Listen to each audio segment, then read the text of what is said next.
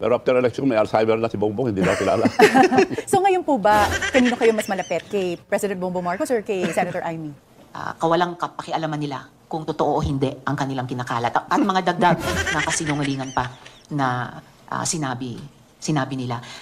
Oo nga, medyo traumatic nga ito for the past several weeks Kaya maganda naman yung aking tulog kagabi, pero alam mo, nung nagising ako, nanibago ako dahil wala na yung mga presyo sa buhay. Oh, what's up sa inyo mga kabayan? Magandang araw sa inyo. Siyempre, nagbabalik na naman tayo na napakainit mga kabayan ang ating mga pag-uusapan. Ari si Chubby Singson mga kabayan, isinualat mga kabayan ang talagang masasabi natin kabudulan na ni Bungit. Kumbaga, nagkaroon na daw ng Alzheimer, mga kabayan, na rin si Bungit matapos na matulungan na rin ni Chubby Singson. Abay, napakatindi talaga, ano?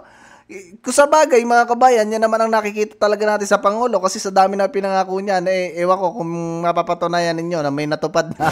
Di ba? At pangalawa, aring si Risa Ontiveros, mga kabayan, nag-file na no, ng kaso sa 6 na vloggers.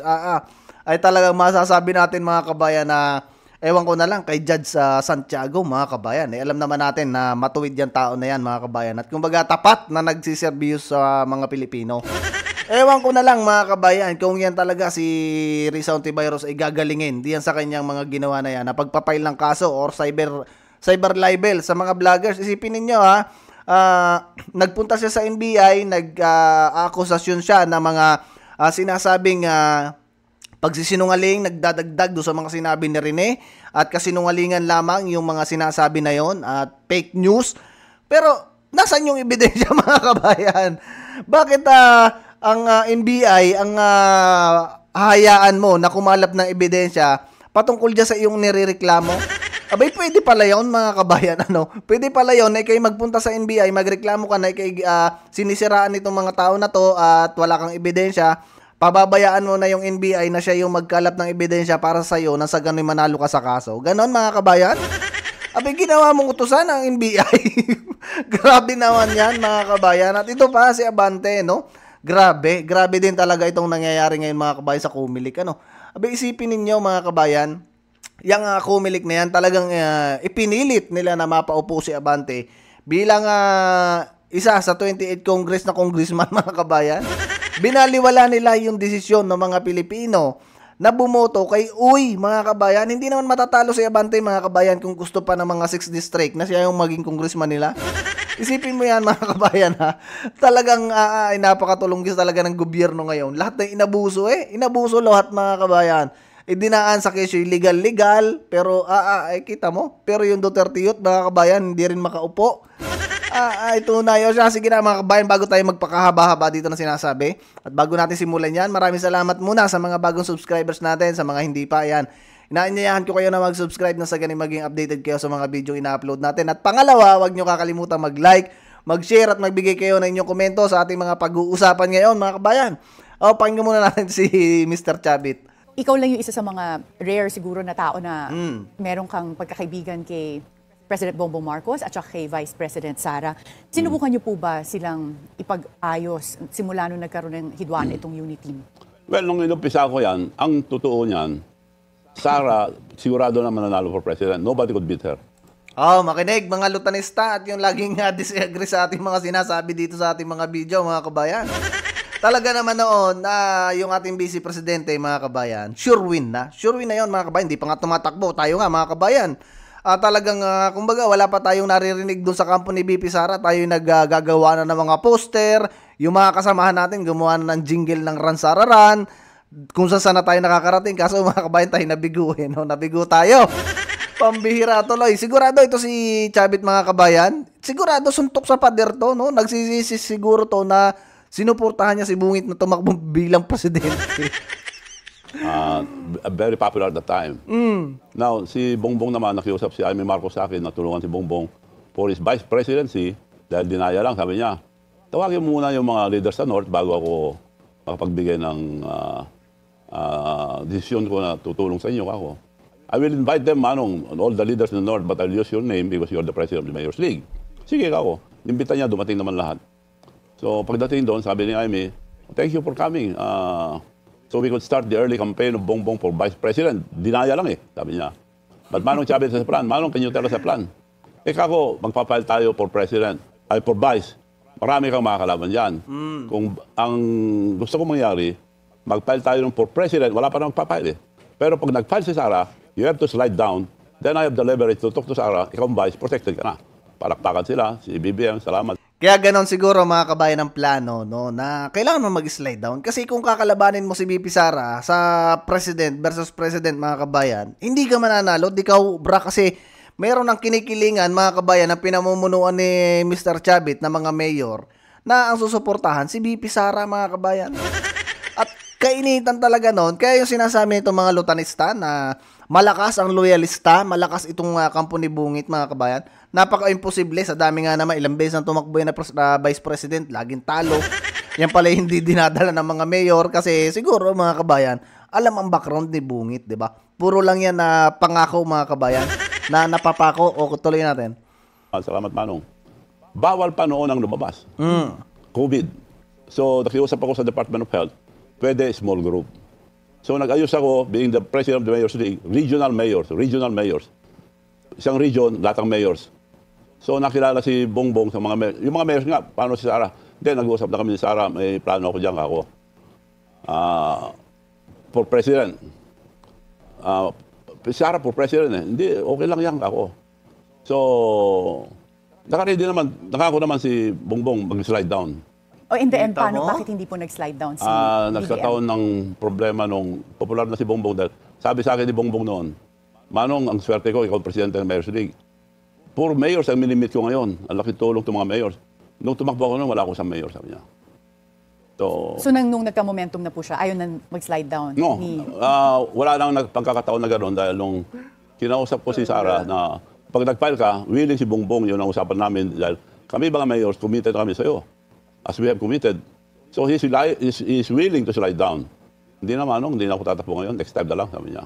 Bakit naman? Hindi, marami rin hindi ko nang makwento yung mga nangyari eh. Kaya pala mga kabayan, lagi nilang binisita, no, sa Davao, itong si BP Sara.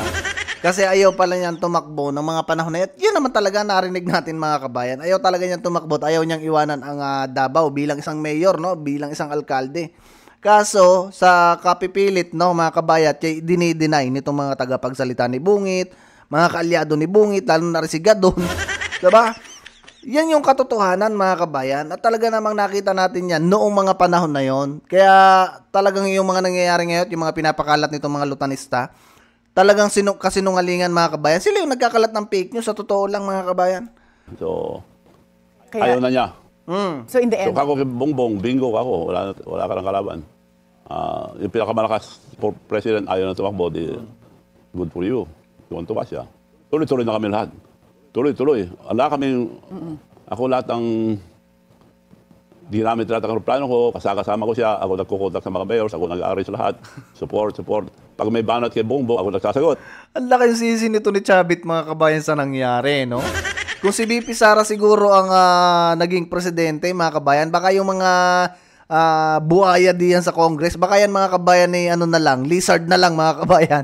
Hindi yung talagang sumakmal ng kaban ng bayan ay bulto-bulto. Baka kung si BP Sara ang naging presidente, baka yung mga yan mga kabayan kukutib-kutib na lang na sa mga pondo-pondo mga kabayan. Hindi siguro mangyayari yung ngayong blatant na pangungulimbat sa pera ng Pilipino, 'di ba?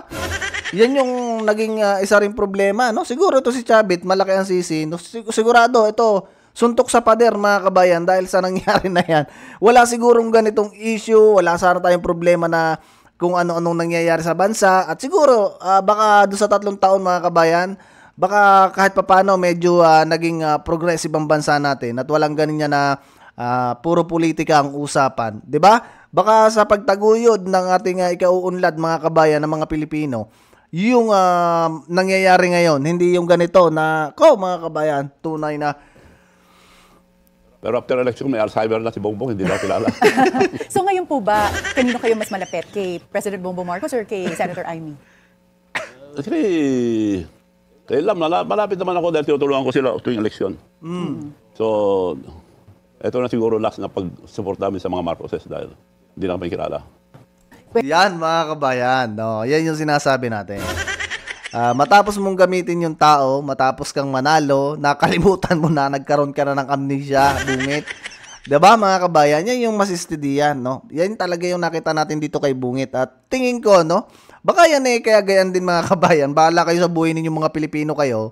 Kasi siguro, bumabawi mga kabayan sa nangyari sa kanilang pamilya nung panahon na sila na-exile, 'di ba? Tingin ko, yan yung isa din yan mga kabayan sa dahilan. At kita ninyo ang dami ng mga nagkandawalang pera. Saan napunta yun mga kabayan? Yan Maharlika Investment Fund na yan. Nasa na yung pera nun mga kabayan? Baka naman mga kabayan na wala akong sinasabi, no? Wala akong sinasabi mga kabayan, kinunay Bungit. Pero sa nakikita natin, saan napunta ang mga pera ng Pilipino at palubo ang utang, abay nasa 7 trillion na mga kabayan. Ang utang ng Pilipinas na instead na tayo bumaba, no? Bumabawasan yung utang. At lagi namang ang sinasabi ng administrasyon, no, tagapagsalita ng palasyo, ay gumaganda ang ekonomiya ng bansa natin. Marami nagkakatrabaho, maraming negosyo, tumataas ang tumataas ang growth ng ating bansa. Pero yung utang natin pataas mga kabayan. Hindi nakakabayad. Pero sa dami ng mga sinabi nila na napakaganda, na kesyo umuunlad ang bansa natin, umaangat ang turista. So dapat may income yun mga kabayan. Tumataas ang GDP. Pero yung utang natin tumataas din mga kabayan. Di ba lahat ng sinasabi nila talagang masasabi natin mga kabayan na kabulaanan. Kasi kung yun ay totoo mga kabayan, dapat yung utang natin hindi lulubo. Dapat bababayan kasi nakakabayad ng utang at yung mga sinasabi nila na kumikita ang bansa natin, maaaring totoo mga kabayan kasi yung utang bumababa. Hindi yan tumataas ng ganyan, abot na ng 17 trillion. Kita mo mga kabayan, 'di ba? O pakinggan muna natin 'to si Rizal Tibayros. Dito muna tayo kay Idol. Magandang umaga po sa inyong lahat. So ngayong umaga, naghahain naman po ako ng kaso dito sa Department of Justice Prosecution Service. Kaso po isa laban kay Michael Maurilio at yung isa namang kaso laban sa 6 na vloggers. Sina Byron Cristobal, alias Banatbay, Crisette Chu, Chris Chu, si Jay Sonza, si Alex Distor, alias Tio Moreno. May isa pa. Si Jeffrey K. Eric Celis at si Attorney Ferdinand Topacio. So ayon sa aking legal team, ang nararapat na kaso ay... Bakit inalis nito si Attorney Libayan? Senator Risa. Bakit nyo po, galangin natin to mga kabait, senador to, no? Bakit nyo po inalis si Attorney Libayan? Hindi nyo ba nasagot yung kanyang pagtawag dyan sa inyong opisina kung ano yung mga sinasabi nyo kasinungalingan at idinagdag doon sa mga sinabi ni Rene, mga kabayan? mukhang nakahanap ng katapat mga kabayan kasi ito si Libayan, no? Si Attorney Libayan, hindi niya naisama. At ang naipalit niya si Topacio, mga kabayan, lalong gugulo to. Lalong lalala mga kabayan. Kasi ari si Topacio, sa dami ng sinabi niya, talagang masasabi natin mga kabayan, live bilos, no? Live bilos na talaga yung sinabi at magkakaalaman mga kabayan kung yung ba sinasabi ni Atty. Topacio at aring ipinaglalaban na rin ni Rizal Tibayros ay talagang matibay mga kabayan. Ay cyber libel. Dahil sa kawalang kapakialaman nila kung totoo o hindi ang kanilang kinakalat. At mga dagdag na kasinungalingan pa na sinabi nila. Hindi lang po ito kaso ng fake news. Dear colleagues, ito ay sistematiko at sadyang pag-atake pati sa mga witnesses, mga taong naglakas loob sa kabila ng kanilang takot na sabihin ang kanilang katotohanan. Sandali lang mga kabayan. So, ibig sabihin, ang gustong palabasin nito ni Rizal Tibayros, no? Ni Senator Rizal Tibayros, yung kanya mga ikinalat diyan at nakakalat diyan mga kabayan sa sinasabi niyang aid of legislation na yan patungkol kay Pastor Kibuloy, no? Ay lahat ay totoo mga kabayan. So, yung sinasabi pala ni Rene, lahat yun kasinungalingan. So, paano mo i-proof, no? Na yung mga sinabi ni Rene at nitong mga komentaryo na mga vlogger, false. 'Di ba mga kabayan? Dapat maging parehas ka. Dapat kung talagang yung sinasabi ni Rene kasinungalingan, patunayan mo, no? Patunayan mo Senator Risa, hindi yung ganyan na babanata mo ng kakasuhan yung mga vlogger na nagbigay lang naman ng komento at sasabihin mo na kasinungalingan. Kaya ka natanong ni Atty. Libayan na ano yung sinabi niya na kasinungalingan. Ay nagbase lang naman siya ng komento or tayo katulad natin mga kabayan, nagbabase lang din tayo ng komento base dun sa mga napapanood natin. Ano mga kabayan? talagang dapat diyang habulin mo si Rene kasi yan talaga ang nagpakalat. Kumbaga tayo, nagbigay lang tayo ng reaksyon at komento. Ganon din yung mga vlogger, mga kabayan. Dapat yun yung habulin mo, Senator Risa. At pangalawa, yung kaso na yan, mga kabayan, no, kay Pastor Kibuloy, nasa korte na yan. Ano pa ipinaglalaban nito? At ano pa ang makaka-apekto, no, doon sa mga sinasabi mong witnesses? Kung yung mga witnesses mo ay sinasabi mo totoo ang sinasabi, ginawa mo namang mahina yung mga judges or yung mga judge dyan sa korte. Diba? At palagay mo doon sa mga judge na yon, dyan sa umahawak na kaso ni Pastor Kibuloy, walang sariling desisyon, makikinig sa mga kwento-kwento. Ikaw naman, Senator Risa, talaga. Kainaman tong tao na to. Sinusubukan nilang ibaon ang mga totoong kwento ng mga taong ito at ng mga taong tumutulong sa kanila. Pero ibahin niyo ako. Hindi nila pwedeng gawin ito sa mga taong ito. Kaya po, ihinain na po namin ngayong araw ang mga kasong ito. Ben Pulta po sa Philippine News Agency. Ano po yung difference dito doon sa na-file niyo earlier sa NBI? Yes, sir. Yung inihain ko sa National Bureau of Investigation nung nakaraang linggo ay isang reklamo na naghihingi sa kanila ng dagdag na investigasyon sa kinaroroonan at katayuan ni Michael Maurilio, lalo na dahil sa huling messages niya sa opisina ko na kinidnap daw siya at bihag ngayon sa Glory Mountain ng KOJC. Pinipilit nitong kinidnap, naglabas na nga naglabas na nga ng statement si Rene na hindi siya kinidnap. At kung saan loob niyang ginagawa yung mga videos na yon, tunay talaga. At humihingi pa nga ng rescue. At sa reklamong iyon, dagdag na pag-alam sa provenance ng video na iyan. Sino yung mga tao o mga grupo sa likod ng pag-produce at pagkalat niyan. Kaya pati yung mga 100 vloggers nung nakaraang linggo ay hiningian ko ng dagdag na investigasyon. Ito ngayong umaga ay mga formal na kaso na ng cyber libel. Laban dun kay Maurilio at dun sa 6 munang mga vloggers. Patuloy pa naman at inaasahan ko. Delikado, mga kabayan. Talagang marami pa ang isusunod na rin ni Risa Ontiveros. Ay katuon na, mga kabayan, ng NBI na magkalap ng ebidensya, no, na kasinungalingan yung mga sinasabi ni Rene. Ay talagang naluko na, mga kabayan, ang batas natin. Naluko na. Dapat ang gawin ninyo diyan, balansehin ninyo kung talaga bang totoo ang sinasabi ni alias Rene. Hindi yung may prejudge na agad kayo. Katulad nito sinasabi na to, mga kabayan na Risa, no? May prejudge na agad siya dun sa sinasabi ni Rene. Paano mo masasabi na kasinungalingan yung sinasabi ni Rene kung hindi nyo pa naman napapatunayan, no? 'Di ba? Magkalap muna kayo ng ebidensya na talagang yung mga sinisiwalat ni Rene ay pawang kasinungalingan lamang. Hindi naman maglalakas loob yan si Rene, mga kabayan, na gumawa. O hindi ko alam, mga kabayan, kung kanino ba yung channel na yon, yung alias Valiente na yun, mga kabayan. Hindi naman magsasalita yan ng ganyan kung yan kumbaga, hindi totoo ang sinasabi.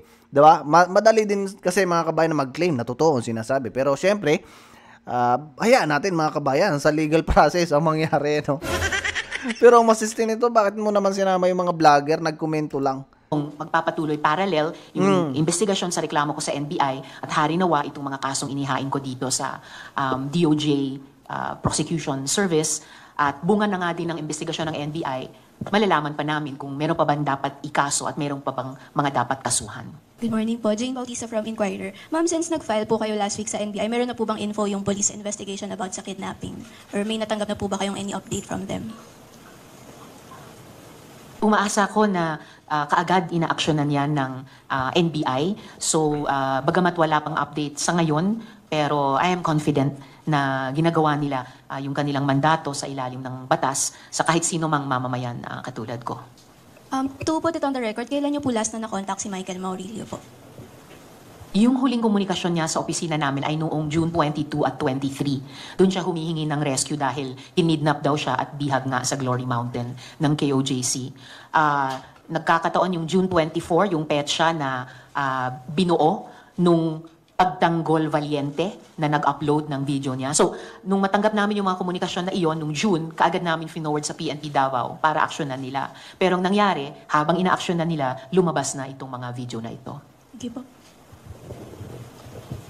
Kayo, mga kabayan, no? Base dun sa mga video na lumabas, sa tingin ninyo, yung sa obserbasyon nyo ba, mga kabayan, yung bang si Rene na yun, o si alias Rene, mga kabayan, tingin nyo ba na mukha siyang kinidnap? Tingin nyo ba na mukha siyang pinilit doon sa paggawa ng video na yon? Sa palagay ninyo, mga kabayan?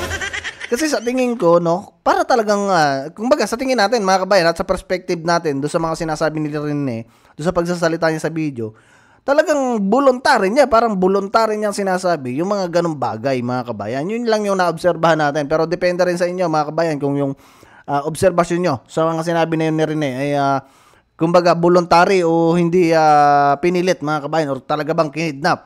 So anyway, pakinggan muna natin itong balita na to kay Abante. Pero anyway, good to have you back. Pero syempre, alam ko naging active ka nung 19 Congress. So how do you make out of this? Yung lahat itong mga nangyari na to for the past how many days din na somehow, di ba, naging crucial ito dito sa naging desisyon na ng NBank finally with the finality. Oo nga, medyo traumatic nga ito for the past several weeks Kaya maganda naman yung aking tulog kagabi, pero alam mo, nung nagising ako, nanibago ako dahil wala na yung mga presyo sa buhay. All right. Oo. Pero ako nagpapasalamat sa aking constituency, sa kanilang suporta at pagtitiyaga. Nagpapasalamat din naman ako sa COMELEC that they actually followed the letter of the Constitution. Alright. So, panalo po ito ng panalo po ito. Isipin mo, mga kabayan, na ang ipinipilit nila yung lumang constitution, mga kabayan, na which is tayo meron ng bagong 87 constitution. Ang ini-implement nitong mga to doon sa pagiging Filipino citizens ni Uy ay yung lumang constitution, mga kabayan, na which is tayo may bago ng constitution. Ano pang silbi nung bagong constitution kung ang susundin ninyo yung luma pa rin? 'Di ba, mga kabayan? Patungkol diyan sa kaso na yan. Kaya talagang aring nangyari na rin, mga kabayan, talagang kumbaga gumawa sila sa legal process na ganyan para lang masunod, no? Yung kagustuhan nila na ang mapaupo, aring si Abante. Ito ng rule of law, panalo po ito ng taong bayan, hindi lang sa akin. Okay. Pero hanggang ngayon, meron pa rin na isinalang din sa Korte Suprema yung kampo ni Congressman Joey Uy, di ba? Yung kalaban nyo, nasama ang sinasabi unconstitutional. So hanggat wala naman TRO, ibig sabihin kayo na ang kailangan umupo, sabi ng NBank ng desisyon. Karapatan po nila yan. They could be able to exhaust all legal means na ako tanggalin dyan. Pero nag-rule na po ang COMELEC and Bank at I think that's it, no? Hihirapan na silang tanggalin pa yung ganyan desisyon. In fact, the Supreme Court also, siyempre, papakinggan din ng Supreme Court yan sapagkat kinakailangan po ng due process. Yes. Pero Congressman Benny, nagtataka lang ako kasi, dapat kasi meron sanang yung in the future, pag mga ganito may mga protesta, bago man lang makatakbo sana yung kandidato. Katulad yung nangyari kay Alice Go, di ba? Nakatakbo na siya, tsaka lang nasilip yung kanyang citizenship. Katulad din ito kay Joey Uy, nasilip yung kanya. Bakit noon, nung tumatakbo pa lang kayo, hindi nyo ba nakita yon na somehow pwede siya ma-discuss yung technicality? Hindi ko po nakita yon sapagkat alam mo, siyempre kasama rin namin siya. Na naging konsehal, tinulungan ko siya, ako yung wagbong congressman, konsehal ko siya, tinulungan namin siya. So hindi na namin pinansin yung mga bagay na yan dahil kaibigan naman So actually... yan, mga kabayan, pagkakaibigan, wag nang pansinin. Makakatulong din sa iyo yan Yan ang mga sala, mga kabayan, pagdating sa politika. Dapat hindi porket kaibigan kita at meron kang sablay, kukonsintihin kita ang tunay na kaibigan, mga kabayan. Pagka may mali, ang isang kaibigan mo, punahin mo, nasa ganun hindi na magpaulit-ulit yung kamalian. Kaso rin si Benny Abante na tinatawag natin tagapagpakalat ng salita ng Diyos, kinonsinte, mga kabayan. Na alam na pala niya na merong mali dahil kaibigan niya, mga kabayan, konsintihin na natin. Isipin mo yan, Isipin mo yan, mga kabayan, hindi siguro nito nabasa ng buo ang Biblia, mga kabayan. Pero joke lang. Pero yun yung totoo, mga kabayan, diba? Kung totoo mong kaibigan niya na tinuturing mo talagang kaibigan, pagka mali, punahin mo. Hindi yung ganyan kukonsintihin mo. Kasi kaibigan mo. Danny, ang nagpapadraft na ako ng amendment sa Omnibus Election Code na talagang isama na sa mga stringent measures ang mga dokumento tungkol sa dapat na malaman ng taong bayan bago tumakbo ang sino man tao. Parang maging part no, kaya tinanong ko kanina si Congressman Erice kasi siya pala ang electoral reform sa Kongreso. Sabi ko bakit hindi niyo isulong yung ganun na somehow di ba, di ba? Ibig sabihin magkaroon ng parang vetting before wag na kasi sabi ni Chairman Garcia kasi wala naman nagpe-petition kaya hindi kami maka-act dahil nga kung ano man yung hindi naman namin pwedeng i-prevent yung pag-file ng COC, di ba? Totoo yun. Totoo yun. Kasi kaya nga isa yan sa mga ilang provision. Ako nag-file ako yung 19 Congress tungkol sa Omnibus Election Code natin na baguhin pati yung mga nagagastos ng mga politiko kasi nungalingan na So ito rin, kinakailangan bago mag-file ng COC ang sino mang kandidato, dapat i-submit lahat ang mga dokumento. Yun na nga. Mula sa birth certificate, kung siya ay natural born citizen, kung siya ay naturalized citizen, kinakailangan Sa dami mga kabayan na nang nangyaring eleksyon sa bansa natin, bakit walang nakaisip-isip niya na dapat yan ang gawin? 'Di ba mga kabayan? Pangalawa, no, bakit ang sinusunod pa rin itong mga to, no, itong Comelec na to, nitong nagkukumplin na to si Abante, yung lumang constitution? Bakit hindi yung bagong constitution? Kasi ang pabor sa inyo yung lumang constitution, hindi yung bagong constitution. Parang unfair, no, mga kabayan. But anyway, congrats dito kay Abante, no. Balik Congress na naman to, mga kabayan. Nako, ewan ko mga kabayan kung ano bang gagawin niyan diyan sa Congress ulit, no? Baka yan ay bubuo na naman ang committee na ihahunt na naman ang mga vlogger. So anyway mga kabayan, hanggang dito lang muna yung video natin at maraming salamat sa pagantabay ninyo at natapos nyo itong video na to. Sa mga napag-usapan natin mga kabayan, magbigay kayo ng inyong komento. Siyempre, huwag nyo kakalimutan mag-like at mag-share. Sa ganun mas marami pa yung makapanood sa ating mga ginagawang video. Hanggang dito na lang muna mga kabayan. Adios muna sa inyo at ingat kayo palagi.